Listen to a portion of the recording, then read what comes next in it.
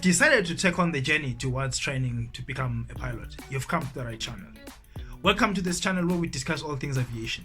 Today we begin a three-part series where we look at the various licenses that a pilot could qualify for under the regime of the South African Civil Aviation Authority. Stay with me to the end, because towards the very end I will be sharing useful resources that will help student pilots in pursuing their studies to finality. My name is Angelo Dube and welcome to the channel where we discuss all things aviation.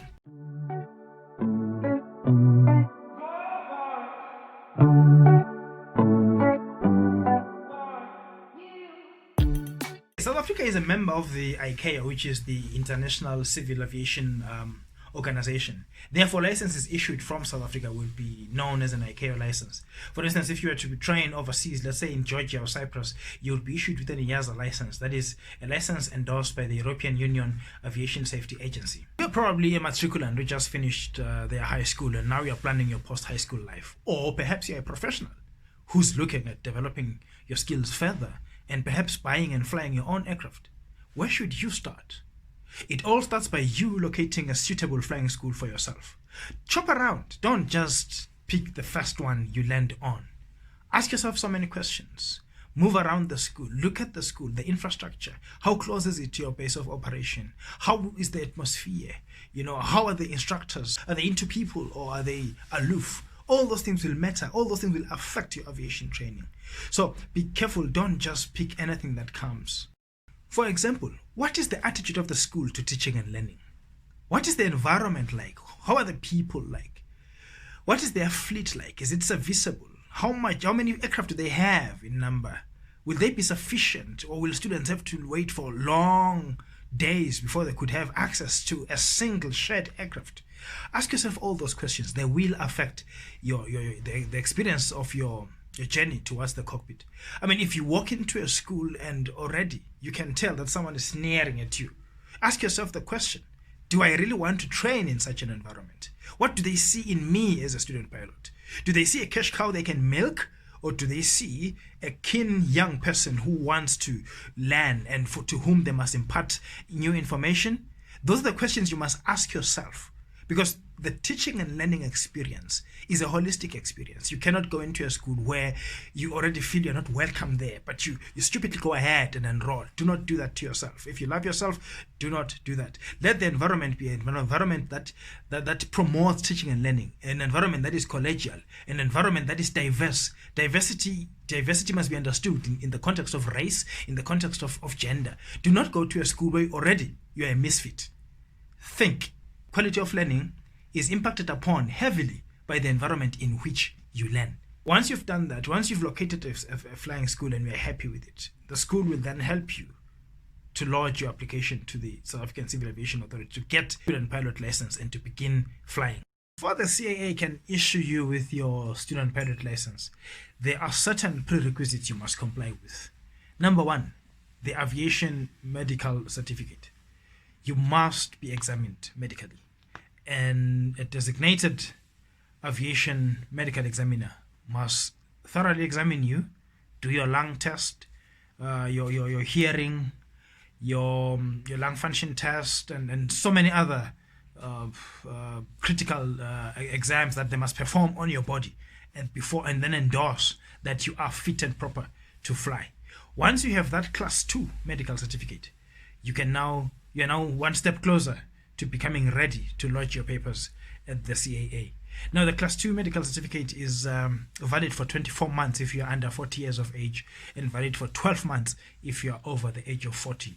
When it expires, you must comply by going back for another medical check, a complete overall checkup where you get checked for your fitness and properness for flight, whether you will not be a danger to the world of aviation. The second prerequisite you must comply with is that you must be 16 years of age or above before you can be issued with your student pilot license.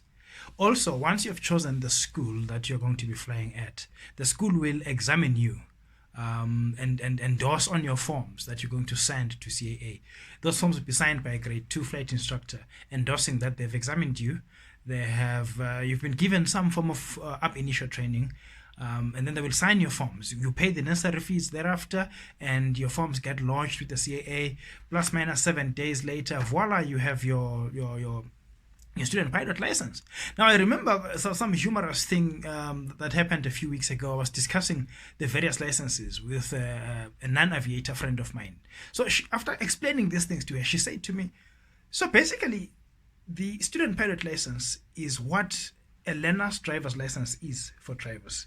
Quite humorous, I must say, but she almost captured it right. It's almost similar to that, except a learner driver does not necessarily go through all the medical tests that a student pilot license applicant goes through, because they don't need to produce a medical certificate just to get a learner driver's license. But she almost captured it right. It's almost similar to that. It allows the student pilot to be a pilot in command of an aircraft under supervision, and there's quite limited things that the student pilot can do with that license once it is issued. They cannot fly with passengers, for instance. They also cannot cross international borders. But what it does is that it allows them to commandeer an aircraft for the purposes of training until they have qualified to take the test for their next license, which will then be issued to allow them to now fly on their own and to carry passengers and to cross international borders.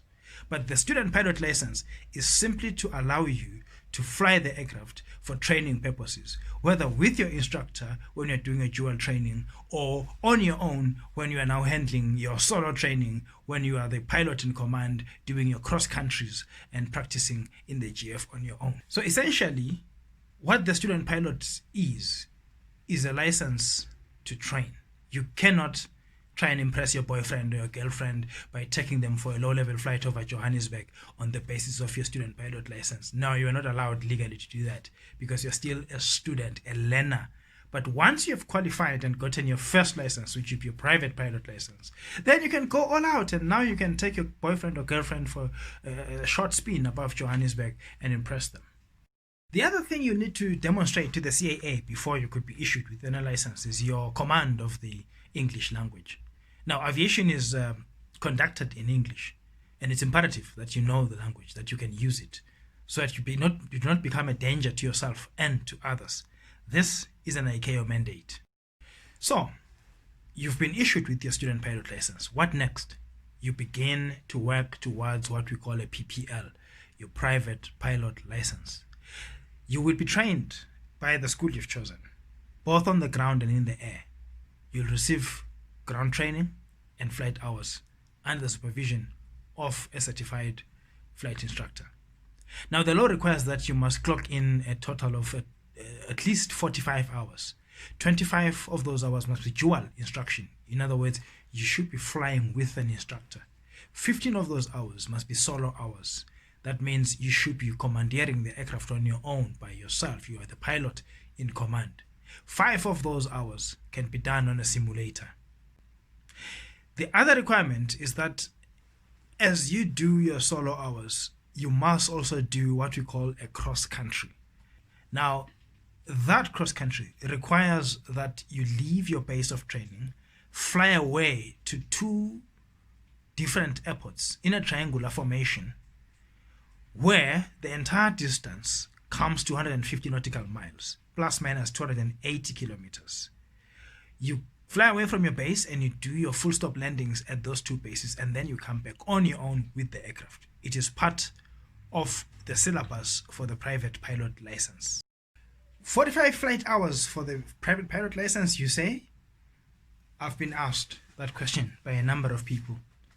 Some feel like I can finish that in 1-2 weeks. It ain't that easy. Remember, you're not just flying a simulator sitting in your living room and clocking those hours. It's not like watching Netflix. It's training. It's not you simply flying for the sake of flying. There are exercises to be performed. There are tests that are done along the way. There is theory that goes into this thing. You prepare for a flight. For every hour you're going to fly, there's lots of minutes and hours beforehand that you use to prepare for the flight. You need to understand weather. You need to understand flight planning. You need to understand the parameters within which you are allowed to take off or not to take off. You need to understand the calibration of different airspaces, which airspaces you must fly into and which ones you are not allowed to fly into. You need to understand the speeds of the aircraft and which speeds you're allowed under what circumstances. It's not just flying. It's not like driving from here to Durban and then you come back and you say, look, I clocked 6 hours to Durban. No, it's not as easy as that. People tend to think it's 45 hours, just fly. But no, that doesn't work that way. It's training. So for every hour that you clock, there's a number of hours you've used before to prepare for the aircraft. And there's a number of hours or minutes afterwards that you use for debriefing to check what went wrong and what went right. So it might look like it's a simple walkover thing, but it really is not that simple. Apart from the hours that you log, you must also pass theory exams that are administered by the CAA at Midrand in their offices. You can write this either at the school. For PPL level, you can write them at the school or at the CAA offices in Midrand. You must pass subjects including LO, human performance, flight planning, navigation, aircraft technical and general, as well as the principles of flight. To be admitted to those exams, you will need a valid student pilot license. From the moment you pass your first exam, you have 18 months within which to finish all the exams I have listed. If you do not finish them within that 18 months, they all expire and fall away. To someone sitting out there, 18 months may look like a very, very long time. Remember, we're talking about a pass threshold of 75%. For each of those subjects, you must score at least 75%. If you score 74 and less, you're failed. You must go and repeat that exam. And if you score pathetically low, you may actually be banned from writing the exam for a period of 2 months, which means, let's say you score 45 in an exam and you failed so pathetically, you might not be able to rewrite that exam for another 2 months. Now imagine if you're not fully prepared for that exam, and for each exam you keep getting 49 or 55, and you are banned for 2 months from rewriting that exam. Imagine what that does to the 18 months period. So you must pass all of those exams within 18 months, and for each exam you must score 75 and above. Already you can see that unless you're a full-time student focused on that alone, you will have serious challenges. Combining work, family, and studying towards your first license in aviation can be quite daunting a task. Sometimes you will be caught between, should I continue flying or should I focus on exams? Because both of these things require the investment of your entire faculties into it. Whether you are studying for an exam or preparing for a flight tomorrow, you need to think. You need your brain to be there. You need to invest time into it. So sometimes you find that as a pilot training towards your first license, you will have to eventually make the choice on whether to focus on flying or to focus on the theory. Now remember, it's a waste of time for you to fly piecemeal. Fly today, fly next month, fly the following month. It doesn't add up. It doesn't make for a good pilot. So you'd rather just take a decision at some point and say, listen, for the next 2 months or so, I will focus on pushing at least 3 exams out of the way, study every day, write them, and pass them. Then I'll fly for a block of hours and then continue again with my exams and make sure that I pass all of them before the 18-month period expires. Once you pass the last exam within the 18-month period, all your exams will be frozen and kept safe for a particular period. Quite often that period is 36 months. Now you must then continue with your flying and undergo what we call a skills test. The skills test is overseen by a chief flying instructor or a grade 2 or grade 1 flying instructor. They fly with the student pilot, do some exercises in the air. He oversees and examines. It's actually an examination. He's looking at your handling of the aircraft. He is looking at, or she is looking at whether you are compliant with all the rules of flying. He may cut the engine mid-air and see how you going to handle that. You've just lost an engine. What do? He's looking at your reaction. all the training that you've been given on how to handle an engine failure, are you able to put it into use, and how fast are you? How safe are you as a pilot? You will fly the necessary hours you need to fly for the test, for the skills test, and he oversees everything. Once you land on the ground, the two of you will go into a debriefing, tell you what you did right and did wrong, and if he's happy with the entire skills test, then he'll endorse or she'll endorse, and your papers will then get sent to CAA, and fast forward ±7 days with the necessary fees paid to the CAA, voila, you have your private pilot license. You're now a pilot. You can now take your boyfriend or girlfriend for a low-level flight over Johannesburg, or you can take your boyfriend or girlfriend for a low-level flight along the coastal line all the way to Saldanha just to impress them. You are now a qualified pilot with your PPL. Before all that, the other requirement for the private pilot license, that before you can be issued with that license, you must be at least 17 years of age or older, and you must have a class 2 or a class 1 medical certificate issued by a designated aviation medical examiner, requiring you to be fit and healthy to actually fly. For the PPL, those are the requirements, including that you must also have a valid student pilot license, and you must have passed a course called restricted radio. That's the course that examines you for your radio telephony proficiency. Do you know how to speak on the radio? Do you know the terminology? Do you know the methods of speaking on the radio? Do you know the classifications of airspaces? What is allowed in what airspace? What is not allowed in a particular airspace? That is what restricted radio is about. You'll be trained. It's a very, very difficult course, but you will study for it and you will pass it eventually. And CAA can only issue with your private pilot license if you show evidence of having passed that particular module. I've been in the higher education sector for over 10 years now. I know the challenges of examining a student. That's what I do in my other life. I've heard people saying, but you can copy. Let me caution you, this is aviation. Try it and you will see. There is no room for such nonsense. When you write your exams at CAA or at the school where you're writing them, you are sitting in your own cubicle, your own booth, your own examination booth, alone, with your computer. It's a computer-based exam. Except when the CAA is administering exams in what they call outstations in Durban and in Cape Town, where the exam is still written on paper. Even then, they're invigilators who are watching you all the time. But let's say you're writing your PPL exam at the school, or you're writing it at Midrand with other aviators at the CAA offices. You get into your own booth. You will be searched before you go in there. A metal scanner, a metal detector will scan you to detect if you have a hidden camera. If these glasses are not actually, some gizmo that I bought off the internet to use to copy. Do not try that. It's useless, number one. It's a worthless effort. And two, it will cost you dearly. Because as you sit in that booth, there is a camera trained on your face and recording the entire environment in which you are working. There is someone monitoring on a big screen what is going on in the exam room. If you try and sneak out some little piece of paper because you want to copy, because perhaps you did that at university and you were not caught, don't try it with aviation.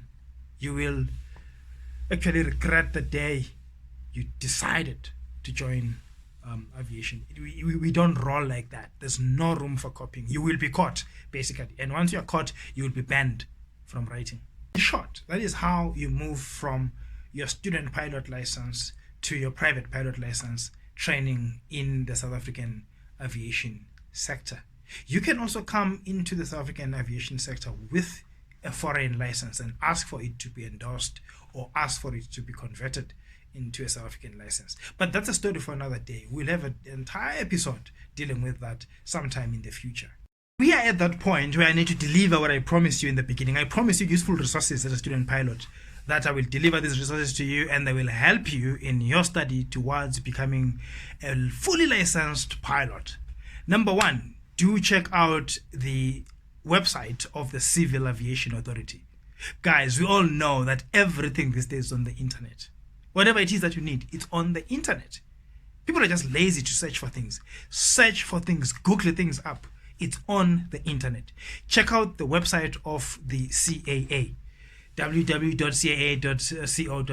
That is where all the information about the authority that regulates civil aviation in South Africa resides.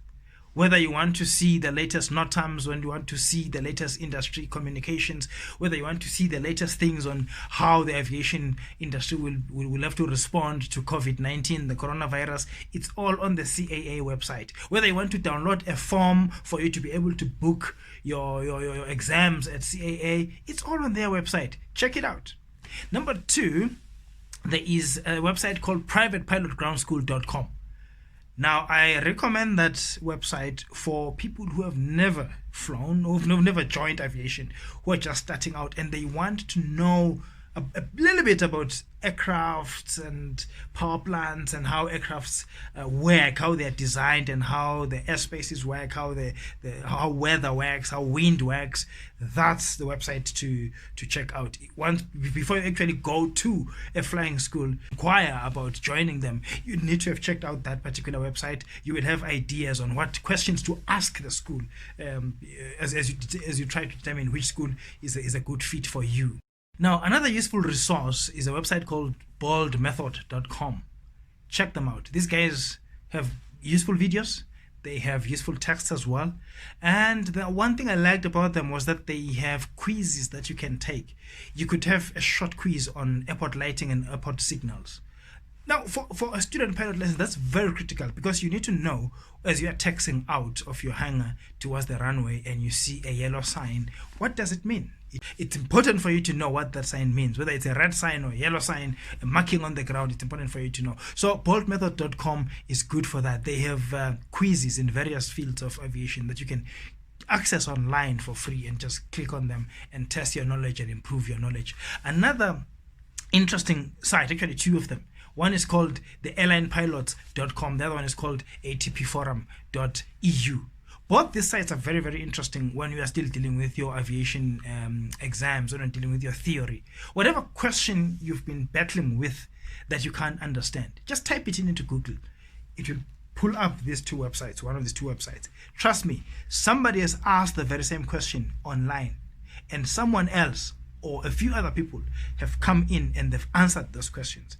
They may be using different methods, different formula, but it helps you as a student pilot to understand that there are many ways of killing a cat. There are many ways of approaching the same problem to find a solution. So those 2 are actually very important for student pilots who are still dealing with their theory exams. Type it into Google, it will pull up these 2 and you will know how to handle what you thought was a difficult question. But when these people these are experts, these are pilots who are qualified, they begin to break it down for you. It makes it look all so simple. Of course, the other one is YouTube. Guys, YouTube is the next professor. No, rephrase. YouTube is the professor these days. Ask YouTube anything. Somebody has already done it. Somebody's already explained it on YouTube. There are various sites that you can use. There are various channels that you can follow on YouTube. Number 1, there's one called m0a.com.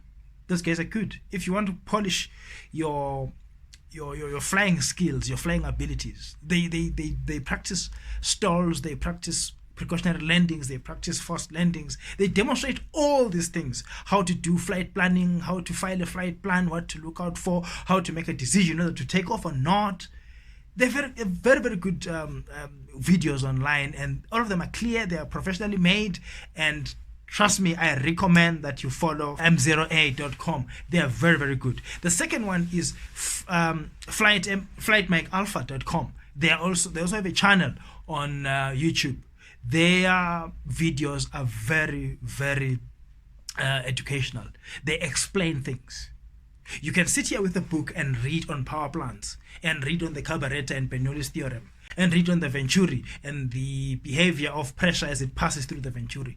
But until someone demonstrates it to you with a live aircraft, you really won't get it. So if you follow the channel by FlightMA or flightmakealpha.com, you will get explanatory videos, experimental videos, The other day they were experimenting and demonstrating what it means to lose oil pressure in an aircraft and what happens to the engine if you lose oil pressure. You will recall once you start your training that we're always looking out for T's and P's, temperatures and pressures. They must always be good. They must be in the green. Oil pressure must be in the green all the time. Now, they demonstrate to you why that is important. They will show you what happens to an aircraft if the temperatures and the pressures are not in the green. And then it will make you a better pilot, because you will never want to fly with an aircraft that doesn't comply with what is written in its checklist. So apart from the online resources, there is also this book by Jim Davis called PPL, a practical book about flying safely. It's designed for South Africa and Australia. Author is Jim Davis. This is a book that has stayed with me for many, many years. I mean, you can see it's old and rugged, but it has stayed with me for many, many years. It explains things in a very simplistic and basic manner. Anybody can understand it. It changes your perspective to flying and to the theory of flying. So I'd recommend that you get this book as well by Jim Davis. It's a very, very good book. You will never fly the same way ever again. I hope you've enjoyed this episode today. And please do click the like button below. And also, do not forget to subscribe, good people. Thank you for the subscribers that have come through. We appreciate your support.